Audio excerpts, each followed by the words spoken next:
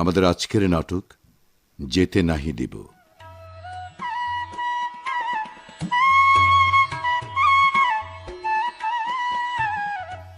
রচনা দেলোয়ার হোসেন দুলাল, প্রযোজনা মাহবুবুর রহমান।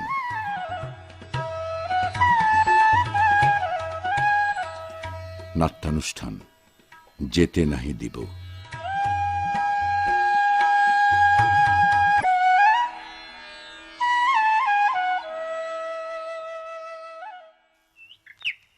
কই জয়তুনের মা, এখনো তোমার ঘর মোছাই হলো না? তাড়াতাড়ি করো বাছা, তাড়াতাড়ি করো। তবে হ্যাঁ, ঘর যেন একেবারে ঝকঝক করা চাই। বলি কি ব্যাপার, বাড়িতে যে একেবারে উৎসবের ধুম পড়ে গেছে। মহাতাবের মা, এই যে মহাতাবের মা, তা তুমি বয়ে এগুলো কি রাখছো? আমার নাতির জন্য কয়টা নারকেলের নাড়ু বানিয়ে রাখলাম। আজ 15 দিন ধরে তো শুধু এসবই করছো। একটা মাত্র নাতি, সে আর খাবেই বা কত? একদিনে কি আর খাবে? বানিয়ে রাখলাম, ওর খুশি মতো খাবে। জানো গো, দাদু ভাইকে দেখার জন্য মনটা ছটফট করছে। জন্মের পর তো দেখিনি, কবে যে জাদু সোনা চাঁদ মুখটা দেখবো। আরে এই তো আর মাত্র 2 দিন, পরশু দুপুরেই ওরা এসে যাবে, সেভাবেই কথা হয়েছে। তাহলে তো আর হাতে বেশি সময়ও নেই। তুমি বাপু বিলের বড় চিতল মাছ পেলে নিয়ে আসবে। হ্যাঁ, আমার মাহাতাব চিতল মাছ খুব পছন্দ করে। পছন্দ তো আমিও করি, কিন্তু পাওয়াই তো মুশকিল। তবে তবে দেখবো চেষ্টা করে। তো ওদের থাকার ঘরটা গোছগাছ করে রেখেছো তো ঠিক মতো? হ্যাঁ, সে আর বলতে, চাদর বিছানা বালিশ সব বদলে ফেলেছি, সব নতুন দিয়েছি, একটাও পুরনো রাখিনি। খুব ভালো করেছো, খুব ভালো করেছো। আচ্ছা আচ্ছা আচ্ছা, বলো তো ওরা কতদিন পরে দেশে আসছে বলো তো? এই তো সামনের রমজানে 10 বছরে পড়বে। ও, 10 বছর? হ্যাঁ, তার মানে প্রায় 1 দশক। হ্যাঁ, হতভাগ্যটা এতদিন আমাদের পেলে থাকলো কি করে? আমাদের না জানিয়ে বিয়ে করাতে তুমি যেভাবে খেপে গিয়েছিলে, তাতে বাছা আমার ভয়েই আসেনি। যা বাঘের মতো তোমাকে ভয় করে। তাই বলে এতদিন থাকতে হবে? অন্যায় অন্যায় অন্যায়, খুব অন্যায়, খুব অন্যায়। আরে রাগ ঝাল যাই করি না কেন, আমি তো বাপ। সে যাই হোক, এই তো তোমার ছোট ছেলে কোথায়? সেতাবের কথা বলছো? সে তো এখনো কলেজ থেকেই ফেরেনি। ওর উপর কিন্তু খুব কড়া নজর রাখতে হবে, যেন কলেজে গিয়ে কোনো বদ ছেলের সঙ্গে না মেশে। আজকাল ভদ্রঘরের ভালো ভালো মেধাবী ছেলেগুলো ওইসব মানে বদ বন্ধুদের পাল্লায় পড়ে একেবারে জঙ্গি সেজে নষ্ট হয়ে যাচ্ছে। খুব খুব খুব খুব সাবধানে থাকবে। তা আমাকে বলছো কেন? আমি মেয়ে মানুষ, ছেলে বাইরে কোথায় যায় কি করে না করছে আমি জানবো কি করে? তুমি নজর রাখতে পারো না? রাখছি বই কি, রাখছি তো, আমিও নজর রাখছি। অভিভাবক হিসাবে আমাদের দুজনকেই কিন্তু নজর রাখতে হবে।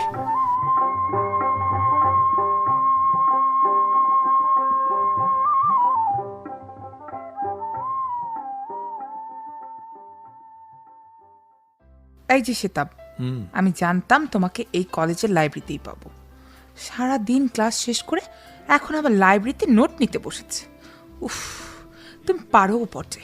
পরীক্ষায় ভালো রেজাল্ট করতে হলে বইপত্র একটু বেশি ঘাটাঘাটি করতে হয়। রেজাল্ট তো আর এমনি এমনি ভালো হয় না। তুমি মেধাবী ছাত্র, তোমার রেজাল্ট এমনিতেই ভালো হবে। ভুল বললে তাহিতি। মেধা আল্লাহ প্রদত্ত কিছু একটা থাকে বটে, তবে আসল কথা হলো পরিশ্রম। যে যত পরিশ্রম করবে তার মেধা তত খুলবে, এটাই হচ্ছে বাস্তবতা। আমার তো ইচ্ছে করে সারা রাত জেগে জেগে পড়ি। একটু বেশি রাত হলে অমনি মা পাশের ঘর থেকে চিৎকার করে বলবে, রাত অনেক হয়েছে, ঘুমিয়ে পড় বাপ। ব্যাস, আমার পড়ার 12টা বেজে গেল। সত্যি তোমার জুড়ি নেই। আমার তো পড়তে ইচ্ছে করে না, মাঝে মাঝে ইচ্ছে হয় পড়াশোনা ছেড়ে দিই। খবরদার, ভুলেও ওই কাজটি যেন করো না, তাহলে ভবিষ্যতে পস্তাতে হবে। পস্তাতে হবে কেন? তোমাকে তো আমি আমার জীবনের লক্ষ্যের কথা বলেছি। আমি মাস্টার ডিগ্রি নেব, বিসিএস দেব এবং ভবিষ্যতে একজন সচিব হব। আর একজন সচিবের স্ত্রী অর্ধশিক্ষিত হবে, এটা হতে পারে না। তুমি কি ধরেই নিয়েছো যে তোমার সঙ্গে আমার বিয়ে হবে? প্রেমের পরিণতি যখন বিয়ে, তখন সেই আশাটুকু তো করতেই পারি। কেন, তোমার কোনো আপত্তি আছে কি? আপত্তি কি বলছো? আমার তো ইচ্ছে করে কালই মিয়া বাড়ির ছোট বউ সেজে তোমাদের বাড়ি যাই। তাহলে ইচ্ছেটাকে আপাতত দমিয়ে রাখো, হ্যাঁ? সময় হলে আমি নওশা সেজে তোমাকে আমাদের বাড়ি নিয়ে যাব। জানো সেতাব, তোমার আমার ব্যাপারটা আমার দাদি টের পেয়েছে। কি বলে জানো? কি বলে? বলে তুই মরেছিস গো ছুরি, তুই মরেছিস। তাই বলে বুঝি?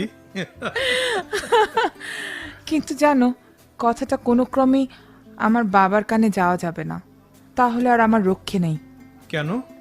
তোমার রাজনীতিবিদ আব্বা তোমাকে আমার কাছ থেকে বিচ্ছিন্ন করবে? পারবে না। আকাশের নীলিমাকে যেমন কেউ আকাশ থেকে বিচ্ছিন্ন করতে পারে না, ফুলের সৌরভকে যেমন কেউ ফুল থেকে বিচ্ছিন্ন করতে পারে না, পাতার সবুজকে যেমন কেউ পাতা থেকে বিচ্ছিন্ন করতে পারে না, তেমনি তোমাকেও কেউ আমার কাছ থেকে বিচ্ছিন্ন করতে পারবে না। আমার জন্ম হয়েছে তোমার জন্যে।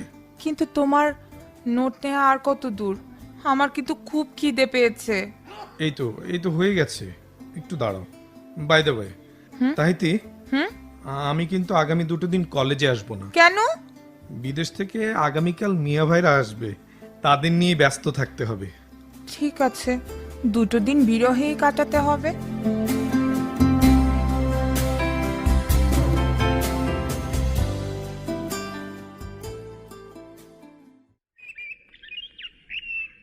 এতখানি বেলা হলো, অথচ এখন ওদের গোয়াল ঘরে লেপা হলো না।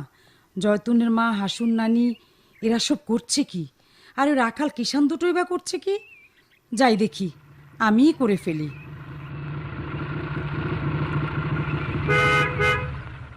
বাইরে গাড়ি থামলো মনে হয়, নিশ্চয়ই আমার দাদু ভাইরা এসে পড়েছে। দেখি তো। বিদিশা, ওই যে মা দাঁড়িয়ে আছে, তোমরা যাও, আমি গাড়ির ভাড়াটা মিটিয়ে আসছি। আচ্ছা ঠিক আছে, এসো জনি। ওই যে, ওটাই মনে হয় আমার দাদু সোনা। হ্যালো গ্র্যান্ডমা, কেমন আছো তুমি? ও মা, আমি ভেবেছিলাম দাদি বলে ছুটে এসে আমার গলা জড়িয়ে ধরবে, তা নয়, হাত বাড়িয়ে দিচ্ছে হাত মেলাবার জন্য। আবার দাদি বলেও ডাকলো না। এই যে গ্র্যান্ডমা, তুমি আমার সঙ্গে হাত মেলাবে না? আমার হাতে যে গোবর, মানিক। গোবর? মাম্মা, গোবর কি? গোবর হচ্ছে গিয়ে গরুর বিষ্ঠা। তাই বুঝি তোমাদের বাড়িতে এত গরু? আবার ছাগলও দেখছি। তোমরা এত গরু ছাগল পোষো কেন? আমাদের ওখানে গরু ছাগল কেউ পোষে না, শুধু কুকুর পোষে, অনেকে বিড়ালও পোষে। তাই? কিন্তু এটা যে বাংলাদেশ জাদু, আর এ দেশের গ্রামে গঞ্জের প্রত্যেক বাড়িতেই গরু, ছাগল, হাঁস, মুরগি এসব পোষে। এগুলোই তো গৃহস্থ বাড়ির শোভা। গৃহস্থ বাড়ি কি? যারা চাষাবাদ করে তাদের বাড়িকেই গৃহস্থ বাড়ি বলে। আমাদের ওখানে একটাও গৃহস্থ বাড়ি নেই, সবাই চাকরি ব্যবসা করে খায়। চুপ করো জনি, ছেলেটা খুব বেশি কথা বলে। ধমক দিও না বাছা, শিশুরা বুলবুলি পাখি, ওরা তো বেশি কথা বলবেই। এই যে মা, মা, মা কেমন আছো তুমি মা? থাক থাক থাক থাক বাপ, সালাম করতে হবে না। এতদিনে মায়ের কথা মনে পড়লো বুঝি। হ্যাঁ মা, কেঁদো না তো মা, কেঁদো না। আমি তো এসে পড়েছি। ওহো, বিদিশা, মায়ের সঙ্গে পরিচয় হয়েছে? তুমি পরিচয় করিয়ে দিলে তবে তো হবে। এই হচ্ছে আমার মা, আর মা এ হচ্ছে তোমাদের বড় বৌমা। আদাব আম্মা। আদাব কেন, যাও পায়ে হাত দিয়ে সালাম করো। ও, আমায় দোয়া করুন আম্মা। থাক থাক বাছা, সালাম করতে হবে না। আল্লাহ তোমাকে চিরসুখী করুক। সবাই যখন সালাম করছে, যাই আমিও সালাম করে আস। ওরে আমার বুকের মানিক রে, আল্লাহ তোমাকে আমার চুলের সমান বাঁচিয়ে রাখুক। তো হ্যাঁ রে বাপ, তোরা এত সকাল সকাল আসলি যে? তোদের না দুপুরের পরে আসার কথা? হ্যাঁ মা, ভেবেছিলাম রাস্তাঘাটের অবস্থা তো ভালো না, আস্তে আস্তে হয়তো সময় লাগবে, কিন্তু এখন দেখছি রাস্তাঘাটের অবস্থা খুবই সুন্দর। এই 10 বছরে দেখছি দেশের যোগাযোগ ব্যবস্থার অনেক উন্নতি হয়েছে। তা বটে। আয় বাবা, বাড়ির ভিতরে আয়। হ্যাঁ চলো। বৌমা, তোমরা আসো বাছা। চলুন মা।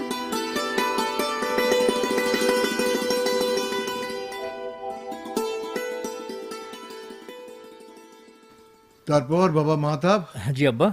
তোমরা ভালো আছো তো? জি আব্বা, আপনাদের দোয়ায় ভালোই আছি। কি? আব্বা, হ্যাঁ, আপনি কি আমাকে ক্ষমা করতে পেরেছেন? কোন ব্যাপারে বলো তো? জি ইয়ে মানে ওই যে আব্বা, ওই আপনাকে না জানিয়ে আমার বিয়ে করার ব্যাপারটা। ও হ্যাঁ, বুঝতে পেরেছি। দেখো বাবা, তোমার বিয়ে করার কথা জেনে প্রথমে যেমন খুব রাগ হয়েছিল, দুঃখ পেয়েছিলাম প্রচুর, তবে সেটা সাময়িক। এখন ভুলেই গেছি, কাজে এখন আর ক্ষমা করার প্রশ্নই ওঠে না। কষ্ট আমিও পেয়েছি। আমাদের না জানিয়ে ওইভাবে হুট করে বিয়ে করাটা তোর মোটেই উচিত হয়নি। যাক, যা হবার তা হয়ে গেছে। চল, এখন সবাই মিলে খাবো। চলো। চল চল। বাপ মাহাতাব, মা? এই চেয়ারটায় তুমি বসো। আচ্ছা ঠিক বৌমা, তুমি এটাতে বসো। আর দাদু ভাই, তুমি এই চেয়ারটায় বসো। এই তো বসলাম। লক্ষ্মী ছেলে, দাঁড়াও, সবার আগে তোমাকেই ভাত দিই। না না আম্মা না, ও কি ভাত দেবেন না? ওসব খেলে ওর পেট খারাপ করবে, জ্বর হবে। ওর জন্য আমি নুডলস বানিয়ে এনেছি। দাঁড়াও জনি, আমি এনে দিচ্ছি। ইয়ে হয়েছে কি আম্মা, ও আসলে ভাত খায় না। ভাত অবশ্য আমরাও খাই না, তবে মাঝে মধ্যে শখ করে খাই। জনি, এই যে তোমার নুডলস নাও। মাহতাব, জি আম্মা। তুইও কি ভাত খাবি নে? খাবো আম্মা, খাবো। দাও দাও দাও, ভাত দাও। বৌমা, জি তুমি? আম্মা, আমিও ভাত খাবো আম্মা। তরকারি কি দিয়েছো মা? চিতল মাছ। হ্যাঁ? এই নে, পেটিটা খা। চিতল মাছ? ও হ্যাঁ। দারুণ। আমি জানি তো তোর পছন্দের জিনিস, তাই তোর আব্বাকে দিয়ে আনিয়েছি। খুব ভালো করেছো মা, অনেক দিন পর পেট ভরে খাওয়া যাবে। বৌমা, এই যে তোমার মাছ। আমাকে আবার পেটির মাছ দেওয়ার কি দরকার ছিল আম্মা? খাও বাছা, খাও। আমাদের বিলের মাছ খুব স্বাদ। কি গো, তুমি আবার হা করে দেখছো কি? এই নাও, তোমাকেও দিলাম। আমিও চিতল মাছ খাবো। না না না জনি না, আম্মা প্লিজ ওকে মাছ দেবেন না। এই মাছে না খুব কাঁটা। ঠিক আছে দাদু ভাই, তোমার জন্য আমি মুরগির মাংস আনছি। জয়তুনের মা, জয়তুনের মা। মা, মা, ও মা, হ্যাঁ এই যে শুনলাম মিয়া ভাইরা নাকি এসছে। হ্যাঁ রে, সবাই খেতে বসেছে। যাই দেখা করে আসি। এই যে মিয়া ভাই, হ্যাঁ কেমন আছো তুমি? হ্যাঁ, ভালো ভালো। কলেজ থেকে ফিরলি বুঝি? হ্যাঁ, তোমরা এসেছো শুনে ক্লাস বাদ দিয়ে ছুটে এলাম। উনি নিশ্চয়ই ভাবি। খেতে বসেছেন তাই সালাম দিলাম না। কেমন আছেন ভাবি? ভালো আছি ভাই, আপনি ভালো আছেন তো? আপনি নয় ভাবি, তুমি। আমি মিয়া ভাইয়ের অনেক ছোট। মিয়া ভাইয়ের কাঁধে চড়ে আমি কত আম পেড়ে খেয়েছি। সে কথা মনে আছে তোর? তোমার স্নেহের কথা ভুলি কি করে মিয়া ভাই? আর এইটা নিশ্চয়ই আমাদের দ্য গ্রেট চোখের মণি। না না, আমি মনি নই, আমি তো জনি।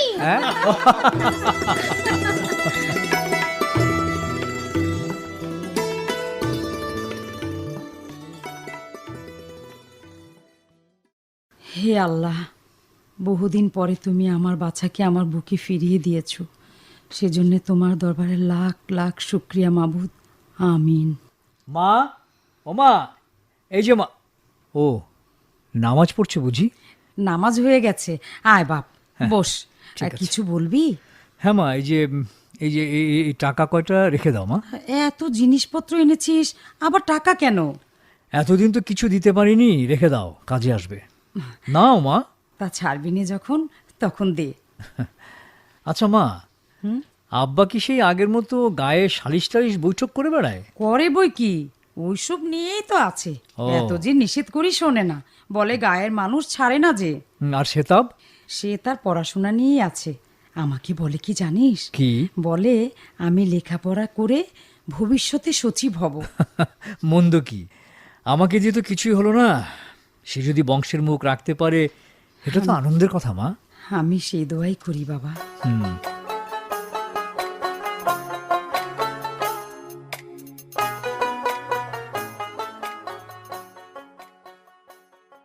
এই যে দাদু ভাই, এই নারকেলের নাড়ু দুটো খেয়ে নাও দেখি।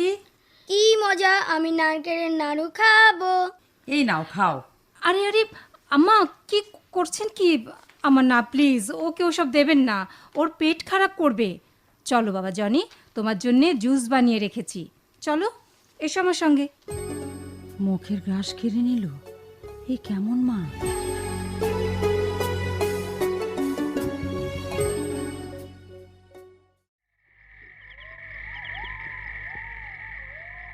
কি ব্যাপার মহাতাবের মা, তোমার মুখটা এত ভার ভার কেন? জনি শুতে আসেনি বুঝি? বাদ দেওয়ার কথা, ও এলেই বা কি আর না এলেই বা কি? আহা, এভাবে কথা বলছো কেন? বলছি কি আর সাধে, দাদু ভাই আসবে, হুম। আমার কোলের মধ্যে শুয়ে রূপকথার গল্প শোনার জন্য বায়না ধরবে, তা নয় এসেই অমনি ঘুম।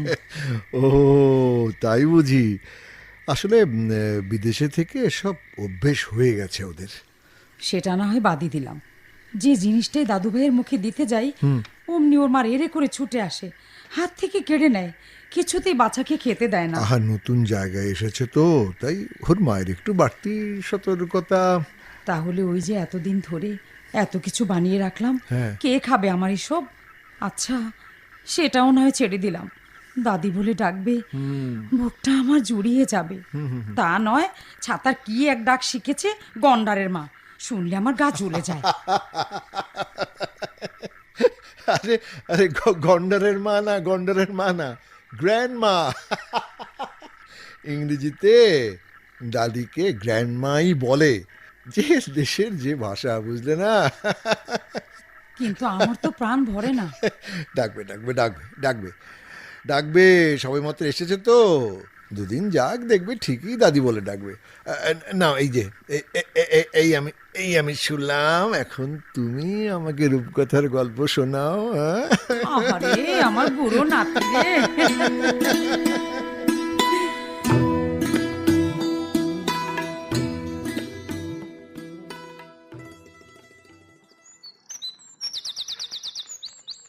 বেলুন মা, বেলুন মা, এই যে বেলুন মা, তাড়াতাড়ি নাস্তা দাও, আমার স্কুলে দেরি হয়ে যাচ্ছে। আরে দাও দাও, একটু তাড়াতাড়ি করো। থামো তো। বাড়ি তো আমার শিয়াল পণ্ডিতের চাকরি, ওটা চলে যাওয়াই ভালো। এই নাও নাস্তা। তুমি দেখছি আমার স্কুলের শিক্ষকতার চাকরিটা আজও মেনে নিতে পারোনি। হ্যাঁ, তোমার কাছে আজও আমি শিয়াল পণ্ডিতই রয়ে গেলাম। তুমি শিয়াল পণ্ডিত নয় তো কি? ভেবেছিলাম শহরের চাকরি নেবে, সবাই মিলে শহরে থাকবো, তা নয় সেই অজপাড়া গায়েই পচে মরতে হবে। এটা একটা জীবন হলো? তোমাকে দেখছি শহরের লাল নীল বাতির নেশায় ধরেছে। সোনারও মেলা, চেষ্টা করলে চাকরি হয়তো আমি একটা পেতাম, কিন্তু সেই চেষ্টা আমি কোনোদিনই করিনি। আমার কাছে অজপাড়াগাই ভালো, এখানে থেকে গাঁয়ের অসহায় গরিব ছেলে মেয়েদের শিক্ষার আলো দিতে পারছি, এটা কি কম গৌরবের কথা? আহারে আমার ঈশ্বরচন্দ্র বিদ্যাসাগর রে, শুধু গৌরবে পেট ভরে না, বুঝেছো? তোমার বন্ধু ওই তো সাবদান মাতবরের ছেলে বিদেশ থেকে মুঠো মুঠো টাকা রোজগার করছে, এতদিনে হয়তো বাড়ি গাড়ি করেছে, আর তোমার তো কিছুই হলো না। মেয়েটার অসুখ বিসুখ করলে তোমার হাতে ঔষধ কেনার টাকা থাকে না। ও ভালো কথা, রাত থেকে বেনুর আবার জ্বর এসেছে। তাই নাকি? ঠিক আছে ঠিক আছে, স্কুল থেকে ফিরে ওকে ডাক্তারের কাছে আমি নিয়ে যাব। আমার নাস্তা। এই যে আঙ্কেল, তুমি না বলেছিলে আমাকে মাঠে নিয়ে যাবে? বলেছিলাম, কিন্তু নিয়ে যাব না। কেন? তোমার মুখের ওই আঙ্কেল ডাকটা না আমার একদম পছন্দ নয়। তাহলে কি বলে ডাকবো? কেন, ছোট কাকু। তাহলে নিবে তো? না, তোমার দাদা আর দাদিকে গ্র্যান্ডফাদার আর গ্র্যান্ডমাদার না বলে শুধু দাদা দাদি বলতে হবে। গ্র্যান্ডমাদার বলে ডাকলে কি হয়? ওটা বিদেশি ভাষা বাবা, আমরা বাঙালি, আমাদের মায়ের ভাষা বাংলা, তাই বাংলাতেই ডাকতে হবে। ঠিক আছে, এখন থেকে তাই ডাকবো। তাহলে তো নিয়ে যাবে? নিয়ে যাব, চলো। তাহলে চলো। মনে থাকবে তো? মনে থাকবে। তাহলে এসো, এসো আমার সঙ্গে। মা, আমি জনিকে নিয়ে একটু মাঠের দিকে গেলাম, চলো। চলো আঙ্কেল। আবার আঙ্কেল? ও ছোট কাকু। আচ্ছা ছোট কাকু, আমাদের বাড়ির সামনে এই যে গোল গোল এ দুটো কি? একে বলে গোলা। কি হয় এ দিয়ে? জমিতে যে ধান হয় সেগুলো এখানে রাখা হয়, সেই জন্য এর নাম ধানের গোলা। আচ্ছা ছোট কাকু, এই যে পথের মোড়ে এটা কি গাছ? এর নাম বট গাছ।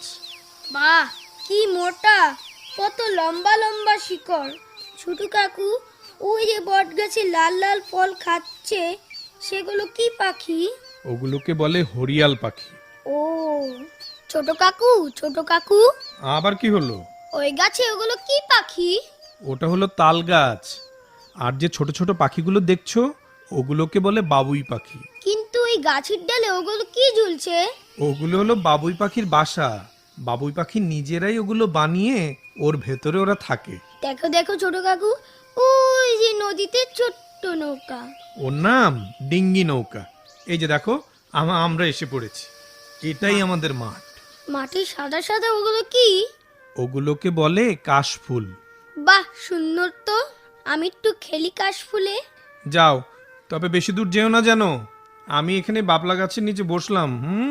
কি মজা, আমি কাশফুলে দৌড়াবো। কি মজা, আমি কাশফুলে দৌড়াবো।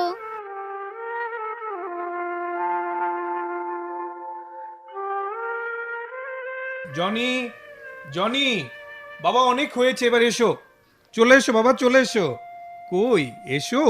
এই তো এলাম। খুব দৌড়েছি। মজা পেয়েছো? খুব মজা পেয়েছি। আমি কালও আসবো। তোমাকে একটা কথা বলবো ছোট কাকু। বেশ তো, বলো। কাউকে বলবে না তো? না, বলো কি বলবে। তোমাদের দেশটা না খুব সুন্দর। ঠিক বলেছ। সেই জন্যই কবি বলেছেন, ধন ধান্য পুষ্প ভরা আমাদের এই বসুন্ধরা, তাহার মাঝে আছে দেশ এক সকল দেশের সেরা, ও সে স্বপ্ন দিয়ে তৈরি সে দেশ স্মৃতি দিয়ে ঘেরা। বাহ, সুন্দর কবিতা তো। আমাকে শেখাবে ছোট কাকু? হ্যাঁ, শেখাবো। এখন চলো, বাড়ি চলো। তোমার দাদি আবার ওইদিকে চিন্তা করবে। চলো। হ্যাঁ, চলো।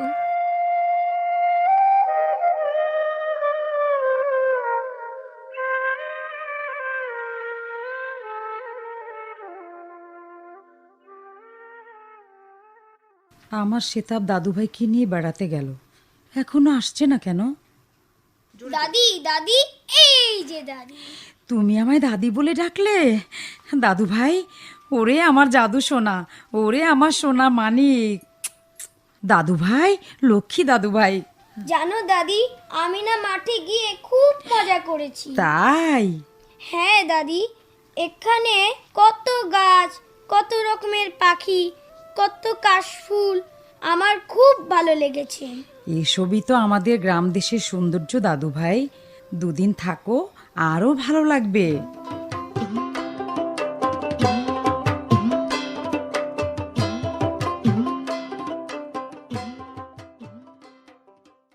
মা, এই যে মা। কোথাও যাচ্ছিস নাকি বাপ? হ্যাঁ মা, আমার বন্ধু হাসিমের সঙ্গে একটু দেখা করে আসি। তাড়াতাড়ি ফিরিস বাপ। ধুপি পিঠা বানাচ্ছি, এসে গরম গরম খাবি। ঠিক আছে, আসি মা। আচ্ছা।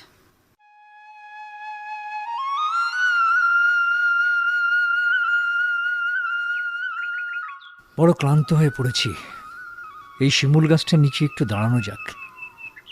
বাহ, সামনে দিগন্ত জোড়া সবুজের সমারোহ, পাশে কুলকুলু বয়ে যাওয়া ছোট নদী, মাথার উপর খোলা আকাশ, চমৎকার।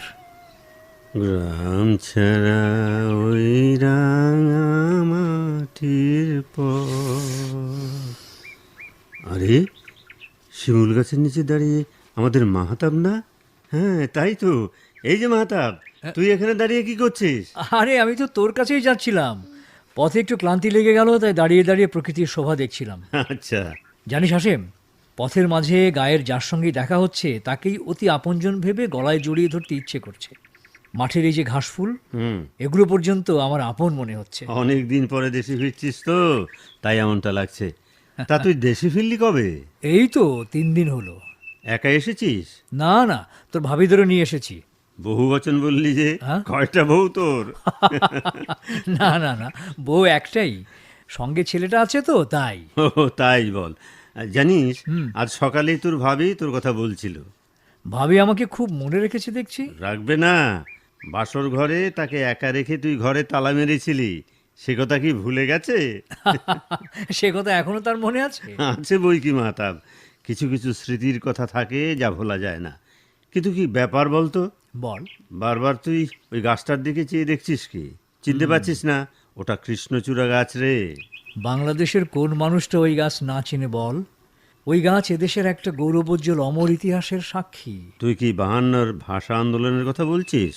হ্যাঁ হাসেম, ওই কৃষ্ণচূড়া গাছ মনে করিয়ে দেয় ভাষা আন্দোলনের সেই দিনটির কথা, ছাত্র জনতা সেই বাঁধ ভাঙা মিছিলের কথা, রফিক সালাম বরকতের বুকের রক্ত রাঙার কথা। স্লোগানে স্লোগানে সেদিন পশ্চিমা শাসক গোষ্ঠীর বুক কেঁপে উঠেছিল। সত্যি রে, সেটা একটা দিন ছিল বটে। ঢাকার রাজপথ সেদিন রক্তে লাল হয়ে গিয়েছিল। ভাষার জন্য কোনো জাতি যে প্রাণ দিতে পারে, বাংলাদেশই তার প্রমাণ। ঠিক তাই, আন্তর্জাতিকভাবে স্বীকৃত এই বাংলা ভাষা আজ আমাদের গৌরবের ভাষা, বাঙালি জাতির প্রাণের ভাষা।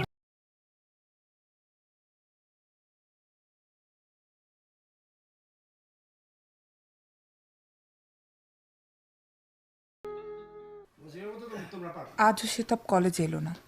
তুই চাই কিচ্ছু ভাল লাগে না। এই যে তাহিতি, কেমন আছো তুমি? যাও, তোমার সঙ্গে কথা বলবো না। বাবা, ও অভিমানিনী রাগ হয়েছে বুঝি? হ্যাঁ, হবে না। আজ 4টে দিন কোথায় ছিলে তুমি? বহুদিন পর মিয়া ভাইরা এসেছে, তাদের নিয়ে একটু ব্যস্ত ছিলাম। আর আমি এদিকে ছটফট করছি। হ্যাঁ, আমার প্রতিদিনের প্রতিটি মুহূর্ত কিভাবে কেটেছে তুমি জানো? সামান্য 4 দিনের অদেখাতে এই অবস্থা। আর যখন 5 বছর দেশে থাকবো না, তখন কি করবে তুমি? থাকবে না? কোথায় যাবে তুমি? মিয়া ভাইয়ের সঙ্গে বিদেশে যাব, ওখানেই পড়াশোনা করব। আমি গলায় কলসি বেঁধে নদীতে ডুবে মরবো। নদীতে এখন হাঁটু পানি, ডুববে না। বিষ খেয়ে মরবো। আজকাল বিষেও ভেজাল। হ্যাঁ, মরবে না। দুধ গাছের ডালে ঝুলে মরবো। আরে গাছে ওঠার তোমার অভ্যাস নেই, পারবে না। তবে এসব তোমার কিছুই করতে হবে না, কেননা আমি মোটেই বিদেশে যাচ্ছি না। তবে এই যে বললে, তোমার মান ভাঙাবার জন্যে। এইভাবে কেউ মান ভাঙায়? দেখো, এখনো বুকটা দূর দূর কাঁপছে। তোমার বুকে একটু কান পেতে শুনবো কি? নির্লজ্জ। আচ্ছা, এই 4 দিনে একটি বারও কি আমার কথা মনে পড়েনি তোমার? পড়েছে বই কি, অনেকবার মনে পড়েছে। কচু পড়েছে। তাহলে আমার বাড়ি গিয়ে দেখে আসতে। কি করে যাব বলো? মিয়া ভাইয়ের ওই পিচ্চিটা যে একেবারে নাছোড় বান্দা, একেবারে আমাকে ছেড়ে থাকতেই চায় না, কাঁঠালের আঠার মতো লেগে থাকে। তোমার ভাস্তাটা খুব মিষ্টি। তুমি কি করে জানলে? আজ সকালে যখন ওর দাদুর হাত ধরে হাঁটে যাচ্ছিল, তখন ওকে আমি দেখেছি। এই এই রে, ছেলেগুলো কেমন করে আমাদের দিকে বারবার তাকাচ্ছে। আর চলো তো ও দিকটায় যাই। ওঠো। হ্যাঁ,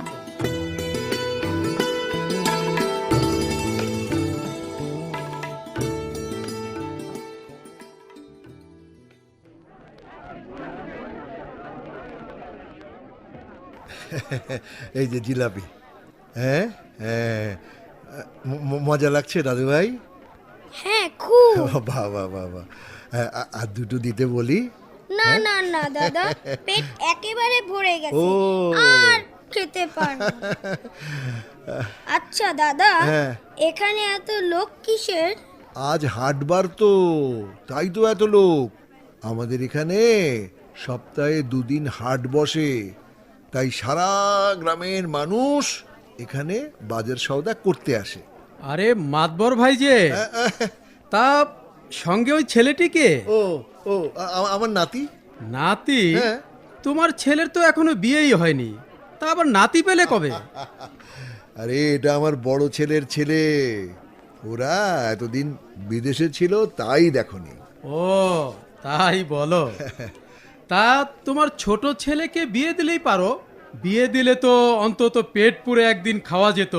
আরে বিয়ে দেব কি, ওর তো এখনো পড়াশুনোই শেষ হয়নি। তা তোমার কি বাজার সওদা শেষ হয়ে গেছে? তেমন আর কিনতে পারলাম কই মাতবর ভাই, ফরিয়াদের অত্যাচারে কিছু কিনবার উপায় আছে? দেখছো না পথের পাশে কেমন ট্রাক দাঁড় করিয়ে রেখেছে, সেরা সেরা জিনিসগুলো সব ওই ট্রাকে ভরে শহরে চালান দিচ্ছে। শুধু কি শহরে, আজকাল শুনি বিদেশেও তরি তরকারি রপ্তানি হচ্ছে। তা মন্দ কি, বৈদেশিক মুদ্রা অর্জন হচ্ছে, এটাই তো দেশের উন্নতির লক্ষণ। তা বটে। তা তা মাতবর ভাই এক কাপ চা বলি। না না না না না মুন্সি, আমি আমি এইমাত্র খেলাম। তবে আর কি, আমি একাই খাই। ওরে ভাদু, এক কাপ চা দে বাবা, তবে চিনি ছাড়া। ডায়াবেটিস ধরেছে বুঝি? হ্যাঁ ভাই, ও তবে নিয়ন্ত্রণে রেখেছি। হ্যাঁ। রোজ সকাল বিকাল প্রচুর হাঁটাহাঁটি করি। বাহ বাহ বাহ, খাবারও নিয়ন্ত্রণে রেখেছি। খুব ভালো খুব ভালো। ডাক্তারদের মতে নিয়ম শৃঙ্খলা মেনে চলাই ওই রোগ প্রতিরোধের একমাত্র উপায়। ও দাদু, বাড়ি চলো। হ্যাঁ হ্যাঁ হ্যাঁ দাদু, চলো চলো চলো চলো, আসি মুন্সি, আসি। হ্যাঁ ভাই, আসো।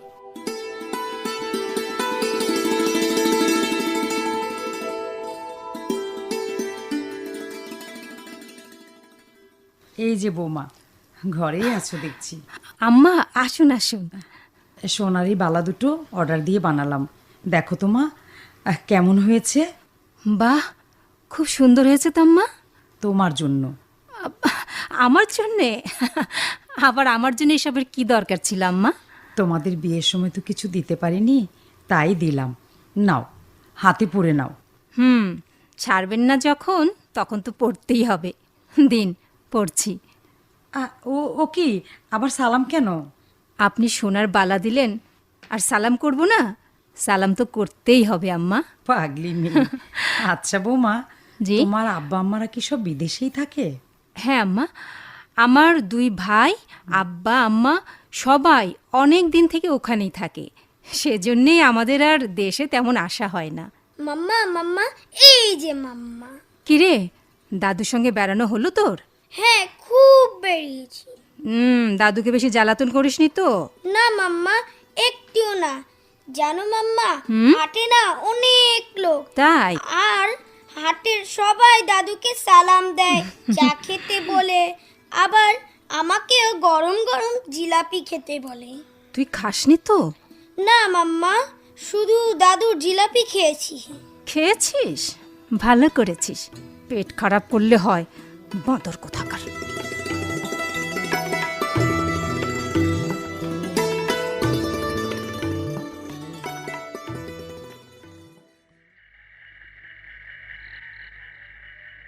এই যে মহতাব, সেতাব, তোমরা দুভাই আছো দেখছি। জি আব্বা। বেশ ভালোই হলো। তোমাদের সঙ্গে আমার একটা জরুরি কথা আছে। কি কথা আব্বা? কথাটা হলো এই জমি জমা নিয়ে। জি। গ্রামে জমি জমা ঠিক রাখা খুব কঠিন ব্যাপার। তাই সময় থাকতেই এসব আমি তোমাকেই বুঝিয়ে দিতে চাই মহতাব। তুমি কি বলো? জি আব্বা, আমি তো থাকবো বিদেশে। বিদেশে থেকে আমি এসব কি করে সামলাবো আব্বা? তার চেয়ে আপনি বরং সেতাবকে বুঝিয়ে দেন। না, তা কি করে হয় মিয়া ভাই? আমি তো পড়াশোনা শেষ করে শহরে চাকরি করব। আমি ওইসব সামলাবো কি করে? তাছাড়া আমার ওইসব বৈষয়িক বুদ্ধি একদম নেই বললেই হয়। না না, তবু কাউকে না কাউকে দায়িত্ব তো নিতেই হবে বাবা। কিন্তু আব্বা, হঠাৎ করে এসব প্রশ্ন উঠছে কেন? উঠছে উঠছে উঠছে এই জন্যে যে বয়স হয়েছে, মরতে হবে না। ওইসব বাজে কথা। তোমার এমন কোনো বয়স হয়নি যে মরতে হবে। তোমার চাইতেও ঢের বেশি বয়সের লোকেরা বুকে আতর মেখে দিব্যি ঘুরে বেড়াচ্ছে। ওই তো উত্তরপাড়ার গেদু মণ্ডল, বয়স 100 ছুঁই ছুঁই, ভালো করে চোখে দেখে না, তবু লাঠিতে ভর দিয়ে টুকটুক করে মসজিদে যায়। আর তোমার তো এখনো 70ই পেরোয়নি। কি হয়েছে? এত গোল টেবিল কিসের? দেখছো না, আব্বা জমি জমা সব বুঝিয়ে দিতে পাগল হয়ে উঠছে। বলে বয়স হয়েছে, মরতে হবে না। তা মন্দ কি বলেছে? মরতে তো সবাইকেই হবে, মৃত্যুর ভয় থাকা ভালো। হ্যাঁ, তুমি ওই পাগলকে ওটা বোঝাও দেখি। এখানে বোঝাবুঝির কিচ্ছু নেই। তুমি যেমন চালাচ্ছিলে তেমন চালিয়ে যাও, পরের কথা পরে চিন্তা করা যাবে। খবরদার, ওই মরণের কথা আর কখনো মুখে আনবে না, ভালো হবে না কিন্তু আব্বা। সে কি রে সেতাব, ওভাবে কথা বলছিস কেন? আব্বা আমাদের মুরব্বী না? আব্বার সঙ্গে কি ওইভাবে কথা বলে? তাহলে তুই দেখ মহাতাব, হ্যাঁ, তুই এতদিন তো দেশে ছিলি না। আমার দুর্বলতার সুযোগ নিয়ে এখন ওই ওই আমার আব্বা সেজে বসে আছে। আমাকে হুকুম করে, ধমক দেয়। দেখ না, আমার এত শখের ওই পিতলের গড়গড়াটা না, ওটা তুলে রেখেছে, আমাকে দেয় না। বেশ করেছি। ধূমপান স্বাস্থ্যের জন্য ক্ষতিকর। তুই তো আমার জর্দা খাওয়া বন্ধ করেছিস। খুব ভালো করেছি। ওটাও স্বাস্থ্যের জন্য ক্ষতিকর। আর যারা তাড়াতাড়ি মরতে চায় তারা ওইসবই খায়, তাছাড়া পান খেয়ে খেয়ে দাঁতগুলোকে তো একেবারে কালো করে ফেলেছো, একেবারে তরমুজের বিচির মতো বানিয়ে ফেলেছো। এখন দেখতে তো এই যে দেখো তো, এখন খাওয়া বন্ধ করেছো, বাচ্চা মেয়ের মতো এখন দাঁতগুলো কেমন ঝকঝক করছে। হ্যাঁ? চুপ কর বাদর, বাদর ছেলে।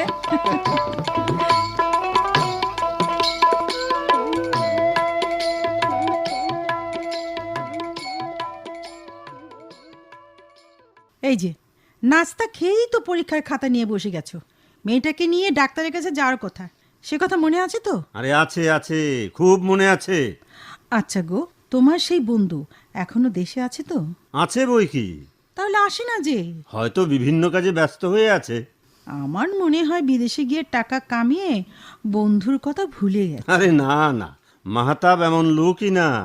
তুমি দেখো, সে ঠিকই আসবে। দেখা যাবে, তোমার বন্ধুর দৌড়। না, সংসারের বাসি কাজ পড়ে আছে, আমি গেলাম। হাসেম বাড়ি আছিস নাকি? হাসেম? আরে মাহাতাব যে, অনেক দিন বাজবি ভাই। আচ্ছা, এই মাত্র আমরা তোর কথাই বলছিলাম। আয় বস। হ্যাঁ ঠিক আছে। বেনুর মা, ও বেনুর মা, মাহাতাব এসেছে, নাস্তা বানাও। আরে না না না, এইমাত্র আমি বাড়ি থেকে নাস্তা খেয়ে এসেছি। মা দুনিয়ার নাস্তা বানিয়ে রেখেছিল। অনেক দিন পর ছেলেকে কাছে পেয়েছে তো, ভালো মন্দ খাওয়াবে নি। তা তুই একা আসলি যে, ভাবি আর বাচ্চাটাকে নিয়ে এলেই পারতিস। তোর ভাবি এই প্রথম শ্বশুর বাড়ি এসেছে তো, তাই শাশুড়ির মন জয় করতেই ব্যস্ত। আর ছেলেটা বাইরের জিনিস একদমই খেতে পারে না। মা তো সেই কষ্টেই মরছে। নাতিকে ইচ্ছে মতো খাওয়াতে না পারলে কষ্ট তো লাগারই কথা। হ্যাঁ, মায়ের সেই কষ্টটা আমাকেই এখন খেয়ে পুরো করতে হচ্ছে। আচ্ছা মাহতাব, তোর পরিকল্পনাটা কি বলতো? বিদেশের পাট চুকিয়ে এই দেশে আসবি কবে? আপাতত সেই ইচ্ছে নেই হাসেম। তার মানে তুই কি স্থায়ীভাবে বিদেশে থেকে যেতে চাস? আরে না না না, স্থায়ীভাবে একদম থাকবো না, সাময়িক। সময় হলে ঘরের ছেলে ঠিকই ঘরে ফিরে আসবো। সে ঘরের একটা টান আছে না। এই যে শোনো, তোর ভাবি ডাকছে, 1 মিনিট, আমি আসছি। আচ্ছা যা। কি হলো, তুমি আমার ডাকাডাকি করছো কেন? মোরগ ধরে রেখেছি, জবাই করে দাও। বন্ধুকে দুপুরে খাওয়াতে হবে না? ও হ্যাঁ হ্যাঁ হ্যাঁ হ্যাঁ, চলো চলো চলো।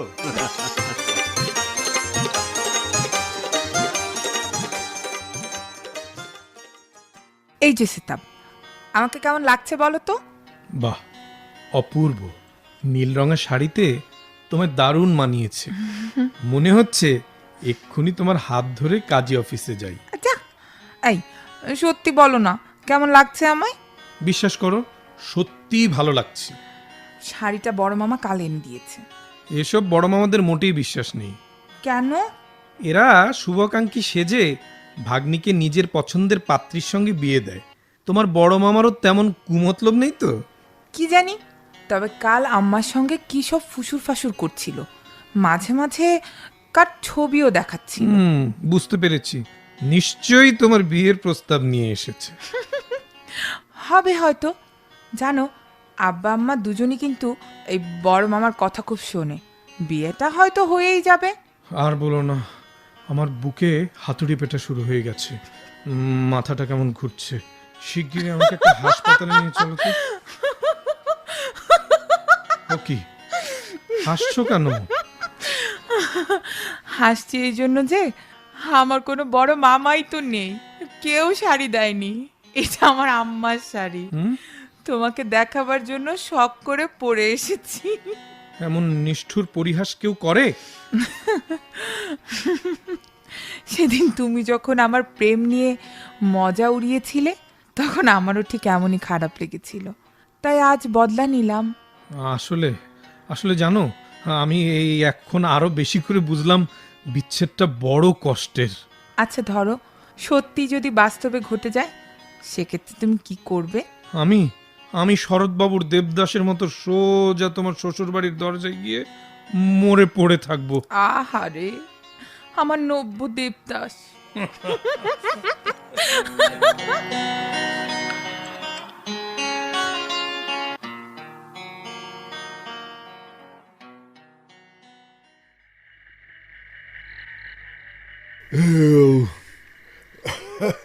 ওরে বাবা রে, বুঝলে মহাদেবের মা, আজ রাতে খাওয়াটা একটু বেশি হয়ে গেছে। বাড়িতে মেহমান এলে খাওয়াটা জমে ভালো, তোমার এই পেটুক স্বভাবটা আর গেল না। জিভটাকে একটু কমাও। মানুষ না খেলে মরে না, বরং খেলেই মরে, বুঝলে? তো একটা কথা কি কথা? ভাবছি মাহতাব থাকতে থাকতে সেতাবের বিয়েটা দিলে কেমন হয়। বড়টার বিয়ে দিতে পারিনি, ছোটটার হাতে করে বিয়ে দিতে পারলে মনে বড়ই শান্তি পেতাম। গ্রামে একটা কথা আছে না, উঠছেরই তোর বিয়ে, তোমার হয়েছে তাই। আজ প্রায় 1 মাস হলো মাহতাব দেশে এসেছে। এতদিন তোমার মুখে বিয়ের কথা শুনলাম না, আর ওরা চলে যাওয়ার মুহূর্তে তুমি কিনা বিয়ের কথা তুলছো। তাছাড়া এই মুহূর্তে তুমি তেমন একটা ভালো মেয়েই বা পাবে কোথায়? তা বটে, মেয়ে পাওয়াই খুব সমস্যা হবে। শোনো, ছেলের আমার ছোটবেলা থেকেই অনেক বড় হওয়ার স্বপ্ন। সেই জন্যে বাছা আমার দিন রাত পরিশ্রম করে যাচ্ছে। তাই বলছি, আগে সে পড়াশোনাটা শেষ করুক, চাকরি নিয়ে স্বাবলম্বী হোক, তখন বিয়ের প্রশ্ন। এর আগে তুমি 1000 চেষ্টা করলেও ওর বিয়ে দিতে পারবে না। আর আমার সেতাবও রাজি হবে না। কাজে মাথা থেকে ওই চিন্তা ঝেড়ে ফেলো। না মানে চিন্তাটা হঠাৎ করে মাথায় আসলো তো, তাই বললাম। ভয় হয় বড়টার মতো সেও যদি হুট করে কোনো মেয়েকে বিয়ে করে বসে, সেক্ষেত্রে আমাদের আফসোসের তো শেষ থাকবে না। তুমি এসব কি বলছো? আমার সেতাব তেমন ছেলেই নয়। না, বিশ্বাস নেই মাহতাবের মা। আজকালকার ছেলেদের মোটেই বিশ্বাস নেই। নইলে যে মাহতাব কোনো দিন আমার চোখের দিকে তাকিয়ে কথা বলতেই সাহস পায়নি, আর সেই মাহতাব কিনা আমাকে না জানিয়ে বিয়ে করে ফেললো। জীবনের এত বড় সিদ্ধান্তটা সে একা নিল কি করে? এতদিন পর সেই পুরনো কথা তুলে লাভ আছে? তবে ভাগ্য ভালো যে কোনো বিদেশিনীকে বিয়ে করেনি। হ্যাঁ হ্যাঁ হ্যাঁ, সেদিক থেকে হতভাগাটা বাঁচিয়েছে বটে। ক্ষমা তো করেছি, সেই কারণেই তো ক্ষমা করেছি তাকে।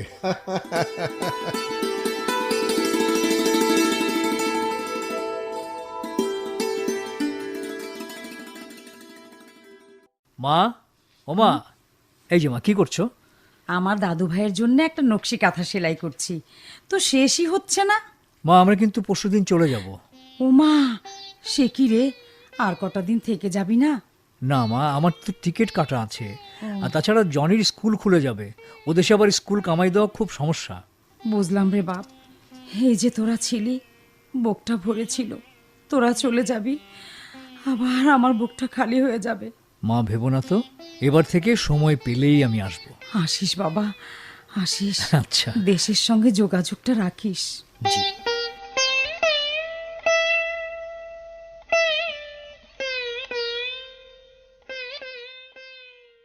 তুমি বলছো কি সেতাব? কি এমন জরুরি দরকার পড়লো যে তুমি কলেজেই আসতে পারবে না? আগামীকাল মিয়া ভাইরে চলে যাবে, ওদের পৌঁছে দিতে এয়ারপোর্টে যেতে হবে। ও, তাহলে কদিন আবার দেখা হবে না। দূর চাই। মাঝে মাঝে চোখের আড়াল হওয়া ভালো, তাতে প্রেমটা জমে। আমি ভাবছি মিয়া ভাইরা চলে যাবে শুনে আজ থেকে এই বাড়িতে শোকের ছায়া নেমেছে। গাড়ি আনতে গিয়ে এখনো আসছে না কেন? মিয়া ভাই, মিয়া ভাই, এই যে মিয়া ভাই, গাড়ি এসে গেছে। হ্যাঁ ঠিক আছে, তুই মালপত্রগুলো গাড়িতে তোল, আমরা আসছি। হ্যাঁ মা, মা, এই যে মা, আমাদের গাড়ি এসে গেছে। থাক থাক বাপ, সালাম করতে হবে না, আল্লাহ তোকে দীর্ঘজীবী করুন। মহতাব, তোমরা আসছো না কেন? হ্যাঁ, ওই যে আব্বা ডাকছে। মা, চলি। চল, আমিও যাচ্ছি। এসেছ? যাও যাও যাও, গাড়িতে উঠে পড়ো, গাড়িতে উঠে পড়ো। দূরের পথ, তাড়াতাড়ি যাওয়াই ভালো। যাও যাও বৌমা, গাড়িতে ওঠো। আসি আব্বা। এসো। আম্মা আসি। আসি দাদি, আমাকে দোয়া করবে না? ওরে আমার দাদু সোনা, ওরে আমার বুকে মানিক, তুমি অনেক বড় হও দাদু ভাই, অনেক বড় হও, অনেক বড় হও। মা, কেঁদো না মা, কেঁদো না। তুমি ওভাবে চোখের পানি ফেললে আমার যে যাওয়াই হবে না মা। আমাদের হাসি মুখে বিদায় দাও মা, প্লিজ। যা বাবা, পৌঁছে খবর দিস। ঠিক আছে মা, খবর দেবো। খাবার দিলাম, পথে ওগুলা খেয়ে নিস। ঠিক আছে মা, আব্বা আসি। এসো এসো। আসি দাদা। এসো দাদু, এসো। ফি আমানিল্লাহ। যাও যাও, গাড়িতে ওঠো, গাড়িতে ওঠো। ড্রাইভার, গাড়ি ছেড়ে দাও বাবা। দাদি টাটা। টাটা। এ কি, তুমি এখনো কাঁদছো? আমার বুকটা ছিঁড়ে যাচ্ছে গো, বুকটা আমার ছিঁড়ে যাচ্ছে। কিছুতে আমি ওদেরকে যেতে দিতে আমার মন চাইছে না। আহা, তবু যেতে দিতে হবে, যেতে দিতে হয়।